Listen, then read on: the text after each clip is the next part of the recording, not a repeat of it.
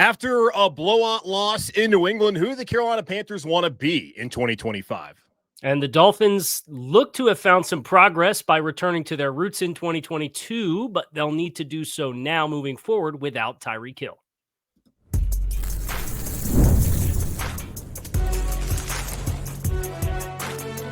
You are Locked On NFL Crossover, part of the Locked On Podcast Network. Your team every day.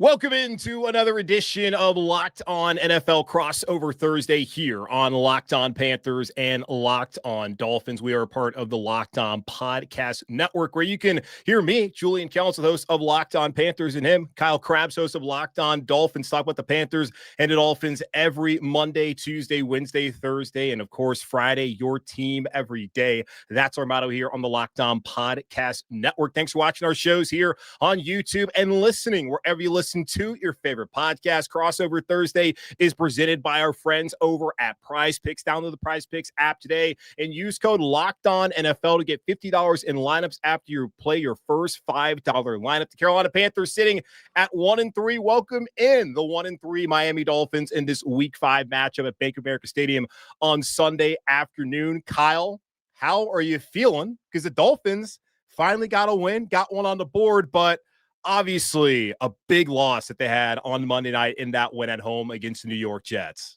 Yeah, even when you have things go your way and you win a game, there's a loss that goes with it that has a weight that you're going to feel the rest of this season with the loss of Tyreek Hill going down with a dislocated knee and several compromised ligaments as a part of that, already been put on injured reserve, already had surgery. He had it the next day after that injury was suffered on Monday night. So, it's going to be really interesting. I think that's the primary story here for Miami is the identity offensively.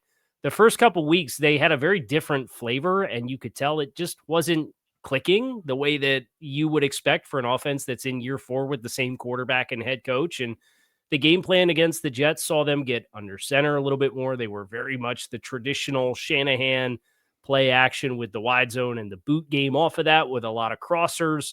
And it looked like what you would expect from the Dolphins as far as they got out on top and they kind of went up in their shell and tried to run into some loaded boxes and were milking the clock. So they didn't put up like crazy big numbers like they did in 2023, which is the last time these two teams played. But yeah, it looked in rhythm. It looked comfortable. It looked cohesive. And that's the thing. Now that you don't have Tyreek Hill, how do teams like Carolina this week, how do you choose to play Miami now? And the Dolphins have talked a lot about getting a lot of two shell. And, now you have to force the issue with the run to earn respect to get teams out of that. Do teams choose to continue to play you that way without Tyreek Hill in the picture?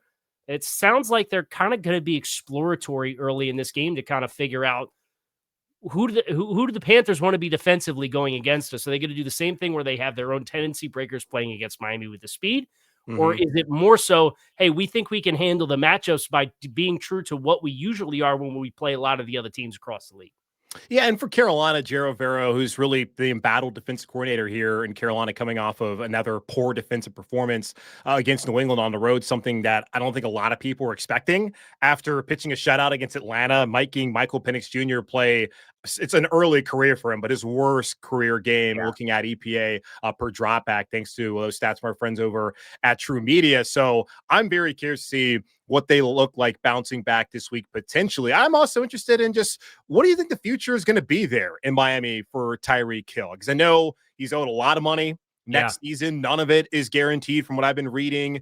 And this is a situation where like the vibes are really off. Mike McDaniel's down there. So I'm kind of curious what his future is going to be and how both of those kind of look out. Like, what's the situation there in Miami with both Hill and obviously McDaniel's future? Yeah, it's a little tenuous to say the least. And, Tyreek kind of felt like he pulled the plug at the end of the year last year. And everybody kind of walked it back and decided, hey, we're going to try to make it work this year. But you kind of knew if the Dolphins didn't play well in the first half of the season, Tyreek would maybe be a trade deadline kind of guy.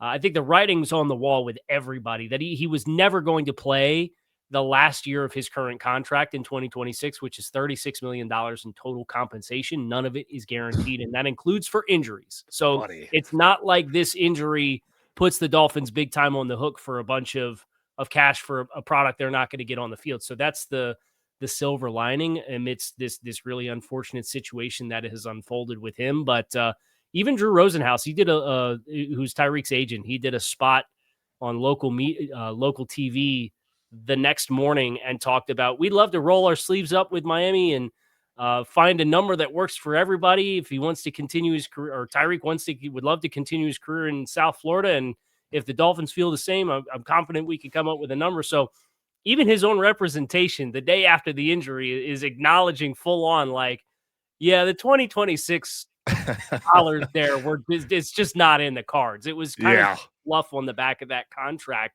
to get the average salary that was publicized up. Yeah, that was obviously tough to watch. And we've seen a lot of those kind of injuries in recent times. And like, we don't need to compare which one was worse or not. But like, you see that, it's like, do we have to zoom in, ESPN? In that scenario? Like, they showed the replay. We do. Like, it's not, we saw it in real time, very clearly what was going on. Yeah. They zoom in, they go to break, and then they come back and show it again. It's like, guys, we got it. And then the reporting afterwards, like, the Dolphins believe he dislocated his knee. Like, they ain't no belief, guys. We saw what happened. So they broadcast it on television for us all to make our own determinations, and we believe it too. Yeah. So, I mean, God bless him. Obviously, prayers up to him. He had successful surgery. Clearly going to be something that will be significant, and hopefully he can come back and play next year if that's what he wants to do. If I was Tyreek Hill and I ever saw the replay, yeah, we're done playing football. But as far as Carolina looking at this game, yeah, first time they faced off against Miami since 2023, where they were 2-15, the only 2-15 team in NFL history. They have that beautiful distinction in a game where they fell to 0-6 before going to that bye week. Eventually, Frank Reich fired after 11 games in that year. They were sitting there trying to figure out who they were going to be 6 weeks into the season. We sit here right now after you have an emphatic win against Atlanta 2 weeks ago, a Falcons team that looked really good against Tampa. They looked good last week against Washington, understanding Jaden Daniels didn't play in that game. They looked good against Minnesota, but then against Carolina, they didn't show up. Where Carolina, they didn't look great against Jacksonville. They didn't show up for the first half against Arizona, scored some points garbage time, and started feeling good about themselves. And you thought maybe after that win against Atlanta, okay, first 2 weeks, they didn't play in the preseason. Maybe that's why they weren't ready to go, blah, blah, blah. I think it's a terrible excuse to try and say that about Dave Canales and his team and their inability to be ready to go to start off the season so far. But then last week against New England, who Miami played a couple weeks ago, that's not a great Patriots team, just absolutely runs through this Panthers team. Yeah. So I just want to know who they're going to be this season. Are they going to do this thing again where they decide to start off 1-5, 1-6, just be completely out of it by the middle of October and the fan base checks out? Or do they actually want to be what Dave Canales says they are, a team that is going to fight, that's going to show that effort, not going to back down, and go out there and beat a team that's very beatable in Miami on Sunday? Like, that's what I want to see. And I want to see guys also like Xavier Legette, who he missed the last 2 games of a hamstring. He'll be back out there on Sunday. We talked to him in the locker room on Wednesday about his struggles early on this season, where he's been one of the worst starting receivers in the NFL, if not the worst. And he was saying how he thinks a lot of people on the outside, they just want to see him prove it first that he can be a good player, and saying to people like he thinks it's wild for anyone to say that he's not a good football player, which certainly is true because he's in the NFL, so he's a good football player. But is he a good football player at this level? So far, I haven't seen it in 2025. So I just want to know who the Carolina Panthers are, because just let me know right now so we can recalibrate and do the rest of these shows for the next 12 weeks of the season, and then have no expectations other than this can be a bad team. That's what I just want to know about who Carolina is going to be this season, Kyle. I mean, Julian, I thought it was a typo that we had 4 catches for 8 yards for Xavier Legette through the first 2 games that he's played this season. And I feel for Carolina as a team that has also dealt with its ample share of injuries. And I know what Carolina, the hand that they've been dealt with, the offensive line, some of the wide receivers, not just Legette, but Coker going down. Yeah. I think that was kind of a casual fan that doesn't follow the Panthers, doesn't recognize. I heard that Coker went down, and I said, man, that's a bummer for Carolina, because the day after they traded Adam Thielen, by the way, Kyle. So they were expecting him to play a big role. I can sympathize with where you are at, and as the guy who runs the show with the longest running playoff win drought in the NFL, I can certainly recognize the struggles of apathy amongst your fan base as well, when it becomes apparent that, hey, it might not be this year either. So a couple of birds with a feather here as we get ready for this week 5 matchup between Carolina and Miami. Yeah, just get me to the playoffs, honestly. That's all I would love to see. They don't have to win, just get there. But yeah, receiver injuries. Legette's back this week. Jalen Coker still on IR. They did not open up his practice window this week. David Moore had a significant dislocation of his elbow on Sunday. He got carted off. I've never seen anyone get carted off for an elbow injury. So it had to have obviously been serious. So that's something that's going to keep him out for it sounds like past those 4 weeks on injured reserve. JT Sanders, he'll be out again this week of an ankle. And as you mentioned, Robert Hunt, Austin Corbett. Hunt's probably done for the season with the torn biceps. Corbett could be back here in 4 or 5 weeks, depending on how his MCL recovery is. And then Chandler Zavala suffering another injury to his knee. It sounded like it was similar to what he had before in the preseason patellar, but still kind of trying to figure out what exactly that's going to mean. But he's going to be out for 4 weeks on injured reserve as well. So yeah, injuries happening all across the NFL. It is a battle of attrition. It's a battle between 1 and 3 teams on Sunday here in Carolina. We'll talk about the key matchups for both the Panthers and Dolphins in this game on Sunday here in just a moment on Locked On Panthers and Locked On Dolphins.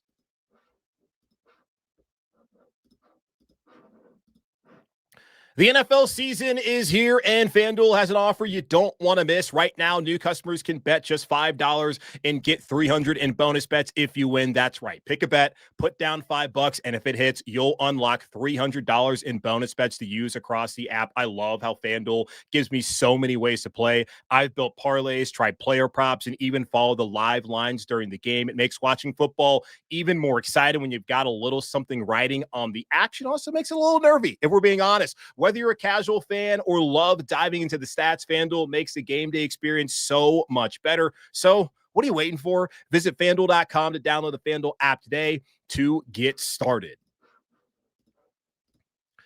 Mazda crafts cars for those who do more than simply move. From footwork to breathwork, athletes sweat all the details. Mazda brings this same intention to how they craft every model. You can feel the Japanese craftsmanship in every detail, from the metallic accents to available Napa leather upholstery. You can make everyday drives feel like anything but. From smooth handling to intuitive controls, with all-wheel drive standard in every crossover SUV, you can drive with confidence through almost any season. Like our players, Mazda sweats every detail, because when you make every move count, impossible becomes irrelevant. Mazda, move and be moved.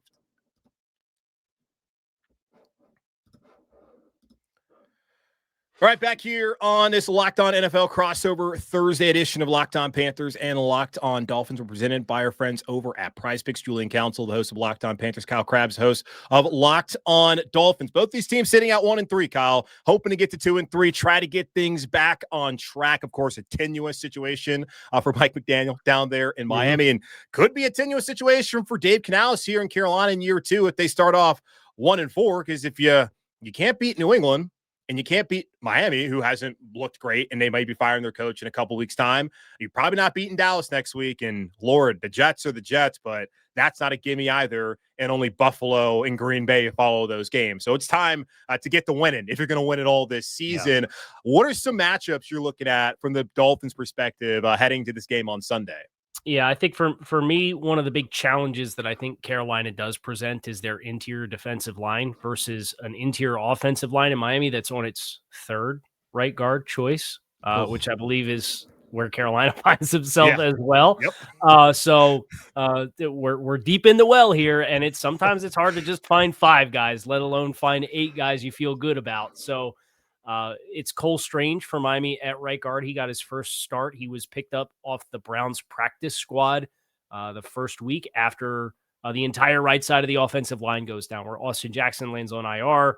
James Daniels, the team's big free agent signing, lasted 3 snaps and then ended up on IR with a pec issue.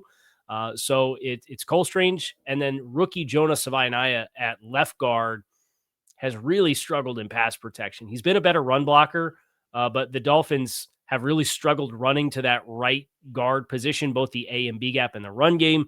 And then the pass protection with both spots has been very intermittent against a group that's got Derek Brown, Bobby Brown, A'Shawn Robinson, Tershawn Wharton, who they signed in free agency. That group of guys, I think, creates some mismatch challenges for Miami that can be very disruptive, even if they're not like shooting into gaps.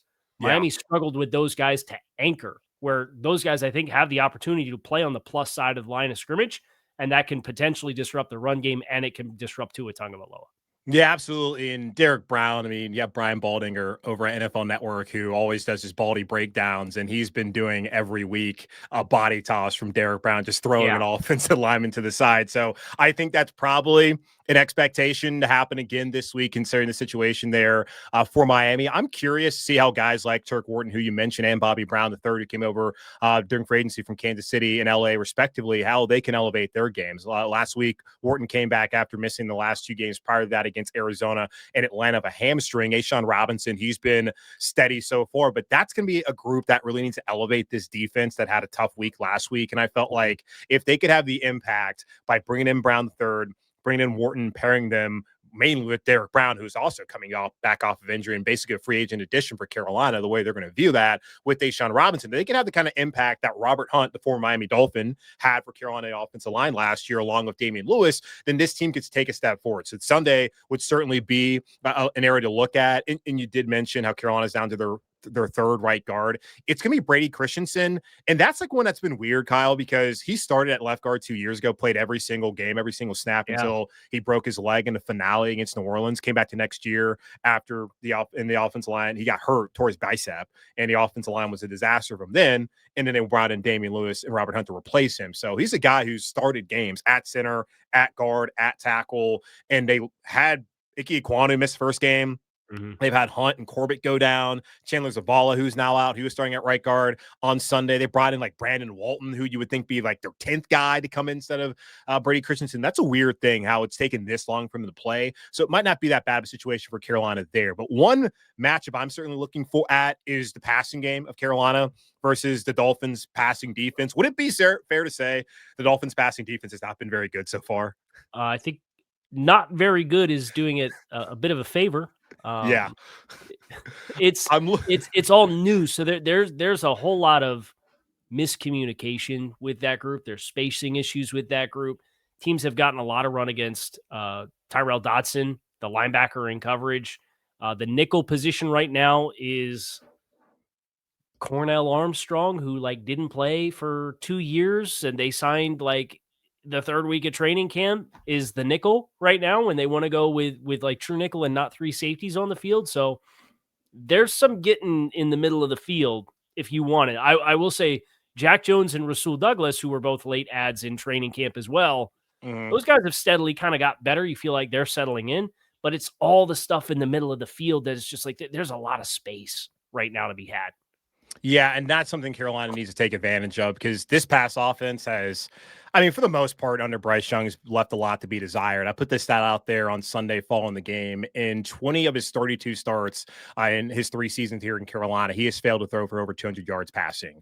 And in the modern NFL, that's just not how you get it done on Sundays. And is it all on Bryce? Certainly not. There have been issues like wide receiver injuries, but 150 yards on Sunday and then the Sunday prior in a win, 121 yards, that's not what you want to see, especially against Miami Dolphins team, who right now on EPA per pass throws by their opponent, they're 30th in the NFL. They're 26th in opponents' explosive play rate on passing plays. Now, Carolina is only 24th in EPA per pass attempt, and then for actually passing the ball, an actual throw, and only 29th in explosive play rate. But you have Tedero McMillan, who's been really good for them so far. You have Xavier Legette coming back, and Dave Canales talked about this on Wednesday, that all they need is just that one play to pop for XL, then maybe he'll finally get going. You have Hunter Renfrow, who still trying to work his way back. Jimmy Horn Jr., who has not gotten a jersey the first 4 weeks of the season. He's going to get an opportunity. Finally, he can potentially be a playmaker, add speed to that offense. So there's an opportunity against a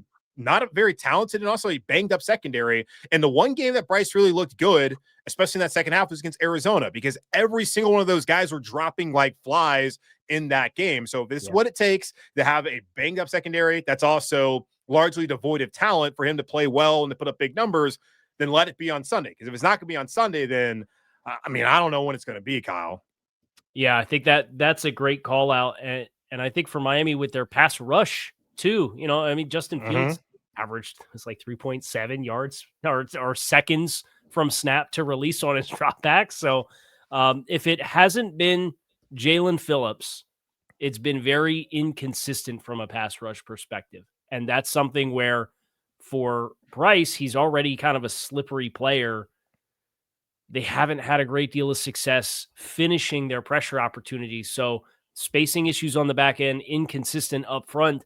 It should tee up well for Bryce to have some opportunities to make some plays. And then it's a matter of, do you make good decisions with the ball? And are you able to throw accurately into those spaces to maximize the yardage on those opportunities that this secondary is probably going to give you? Yeah, and he can beat teams with his legs, especially when scrambling. I'm glad you brought up the pass rush because I was looking at that prior to the Week 4 game against New York for Miami, and then even for Carolina or for on Sunday against New England. Like both these teams, just looking at PFF pressure percentage, were bottom three in the NFL. Then Miami went out there and had a 55.6 pressure percentage and has climbed up to 20th. Carolina, they're tied for dead last with New Orleans, which is just not the company you want to keep. But that's the neighborhood they've been living in the last couple of years. You would imagine they would have liked to have maybe paid somebody to be a premier pass rusher for them instead of trading him to New York and then using those picks, one of them, to bring in a receiver who so far hasn't done anything for you in Xavier Legette. But, we'll talk about team building another day. So that will be an area I'm also looking at to see how Carolina can get after that rusher, if after the quarterback at all. And then both of these offensive lines have been fairly solid middle of the road as far as just protecting their quarterback. So we'll see how that plays out on Sunday. Those are some of the key matchups to look out for on Sunday between the Panthers and the Dolphins. What do these two teams individually need to do to win the game on Sunday? We'll go over some of those keys here in just a moment on Locked On Panthers and Locked On Dolphins.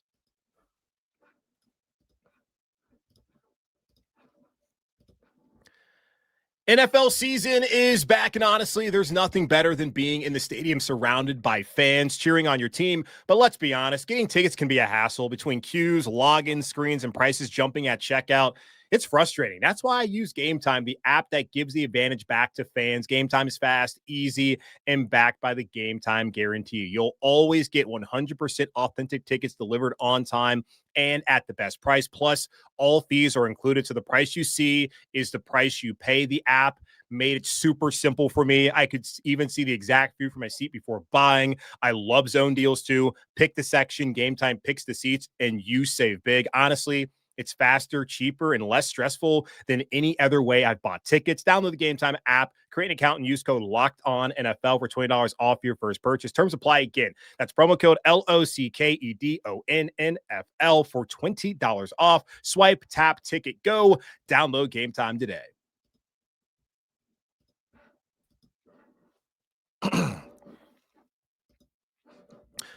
All right, back here on this Locked On NFL Crossover Thursday edition of Locked On Panthers and Locked On Dolphins. Again, go over the prize picks and download the app and use code Locked On NFL to get $50 in the lineups after you play your first $5 lineup. Julian Council, Kyle Krabs looking at this game on Sunday. One of these teams well, maybe we could have a tie. We just saw one on Sunday night, but hopefully for one of these teams, they will go to 2-3 on Sunday. As Lord knows, no one wants 1-4, and they definitely don't want to be 1-3-1, even though I guess that's better than 1-4, but will not feel great. Kyle, what are the keys for Miami? What are the things they got to do to get to 2-3 and, of course, avoid 1-4 and, Lord forbid, 1-3-1? Yeah, I think I look at it's a low-hanging fruit thing to reference, but third downs have been such a prominent piece of the puzzle for this team on both sides of the ball. They're second in conversion rate on third downs offensively, and they're 31st in the NFL defensively in third down conversion rate. As far as if I told you the Dolphins convert 49% of their third down opportunities, you'd say, hey, that's pretty good, until the other side of the coin is they're giving up 51% of their third down opportunities. And it's a tale of third and longs and third and nots. When they are in third and shorts, they are getting almost no stops. And then you have the fourth down reps where they've given up 5 of 6 fourth down attempts as well, because it's all 3 yards or less. And teams are able to kind of get after their run fits, and they've got 2 young guys on the defensive interior and their ability to get off the blocks. Maybe you have the perfect play call in and you shut down Justin Fields to the outside, and the backside pursuit player is nowhere to be found. And the 2 guys in the B and C gap are laying on their bellies on the backside, and Justin Fields turns around and pivots back around and runs 43 yards for a touchdown on a fourth down run. So it's just been like a perfect storm for them where they've talked a lot about winning on first and second down to set up not third and shorts. And their offensive pathway has been Mike McDaniel at times has gotten too keen on trying to feed his two marquee wide receivers. Well, now he doesn't have one of them. So are you willing to be a little bit more methodical in the way that teams have kind of manipulated you to get into third and shorts so that you can get to third and shorts more often and continue to live in that regard? I think early down success to set up more third and shorts than Carolina is a big piece of this puzzle for Miami to address that big defensive issue and keep that thing that's working on offense going without Tyreek. I mean, staying on schedule, like everybody talks about it. It can really be that simple. Offensively, obviously, there's other things you have to do to have success, but I don't know any defense in the world out there that's going to be successful if they're constantly in 3rd and 1, 3rd and 2, 3rd and 2 short situations. And that apparently has been an issue for Miami.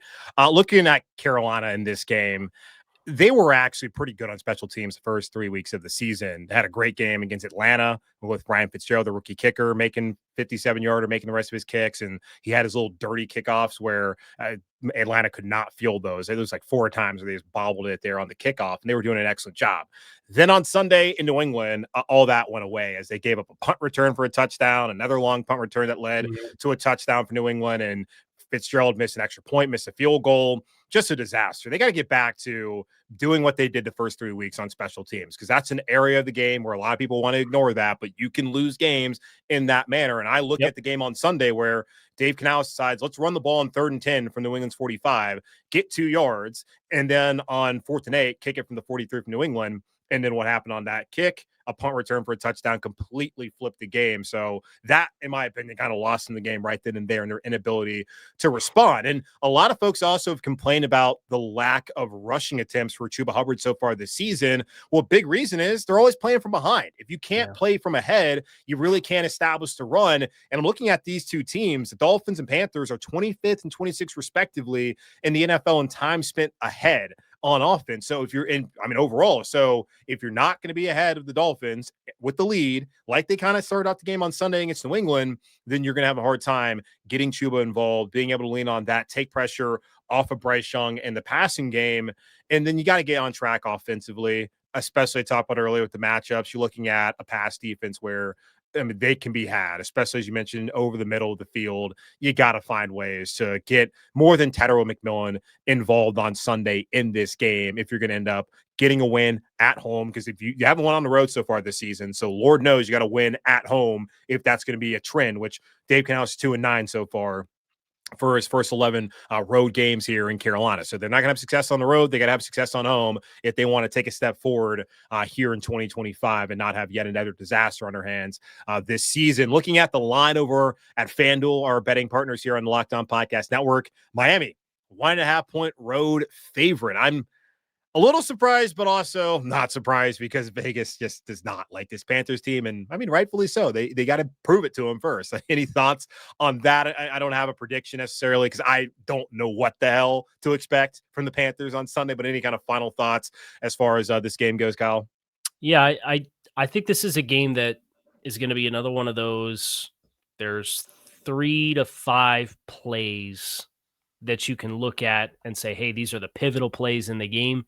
And depending on who gets more of them, that's going to tip the scales. The Dolphins have played, they got smoked by the Colts in week 1, and they've played 3 consecutive games of that nature. I just don't, even if Miami comes out and they win this football game, I don't think they're playing strongly enough in all phases for this to be a game that Miami wins going away. And I don't think it's a hot take to say the same about Carolina with kind of the ups and downs. Now they got after Atlanta really well. I would be surprised if Miami had that same degree of struggles because it seems like they have found something to lean into, and they've kind of progressively gotten a little bit more stable on offense. And defensively, it's been like you plug a hole here and 2 more leaks spring up over here, and then you plug one of those and the leak that you just plugged pops back open again. So I expect this to be a closely contested game, and I'm glad you mentioned special teams too. Miami has they averaged 12 yards better field position against the Jets than the Jets did offensively. And a lot of that was due to the kicking game. And I thought the Dolphins had their worst game covering kicks, with the exception of the kickoff return that the Patriots had. So we can commiserate in getting tagged for special teams touchdowns by New England. So I think that piece of this puzzle will be another big one as well. And it seems like more than any time in recent memory, special teams on a weekly basis is helping decide games with blocked field goals and kickoffs. Yeah. Kickoffs out of bounds that are setting teams up on short fields to go kick game-winning kicks, all that kind of stuff. So I think that third phase, who shows up in the best way in that regard, I think that's my final thought for this game. Yeah, especially for these two teams where they've had issues on offense and on defense. They got to find some advantage wherever they can. But that's Kyle Krabs, host of Locked On Dolphins. I'm Julian Council, host of Locked On Panthers. Again, we are part of the Locked On Podcast Network. Check us out here on YouTube and wherever you listen to your favorite podcast. Please subscribe, leave some comments there, and everything else you guys want to hit us up to over on social media. I'll be back on Friday, talk more about the keys of victory, looking at the injury report and giving my final thoughts. Kyle, what you got on tap on Friday for your listeners? Yeah, so going to do a little bit more of a deep dive into the matchups, planning on Thursday on watching some tape in the afternoon of Carolina in their last couple games, and just trying to lay out some of the matchups that if I were Mike McDaniel, maybe I would be trying to push to nudge this game in my favor. So we'll do that road mapping on Friday, and then we will have after the game on Sunday a live Dolphins squad with Jim Grieshaber and Jeff Scanina, former Dolphin, and myself for an hour after the game on YouTube. Love it. Love it. And thanks again, guys, for making Locked On Panthers and Locked On Dolphins your first listen of the day, the NFL season. Of course, it's here for your second listen. Get a double dose of Locked On NFL podcast. Tyler, the Madman Rowland, gives you a shot of espresso to start your football day, while Tony Wiggins takes you inside the barbershop for the smoothest breakdowns to end the day. Find Locked On NFL on YouTube and wherever you listen to your favorite podcast. It's going to wrap it up for me, Julian Council, for him, Kyle Krabs.